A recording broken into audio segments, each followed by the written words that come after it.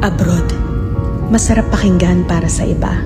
Sabi nila, kapag nasa abroad ka, masaya at maginhawa. Pero ang totoo niyan, kaakibat nito ang lungkot at pangungulila. May mga panahong gugustuhin mo nalang sumuko, pero nangingibabaw ang tanong na, bakit ka nga ba nandito? Oo, may mga maswerteng nakakaangat sa buhay, pero aminin nating hindi lahat pinapalad na magkaroon ng magandang buhay. Basta tandaan mo, lahat nagsisimula sa pinakababa bago ka makarating sa itaas. Kapalit ng bawat paghihirap ay ang buhay na pinapangarap. Walang imposible sa taong may tiyaga. Magugulat ka na lang na palitan na ang mga salitang pagod na ako ng buti na lang hindi ako sumuko.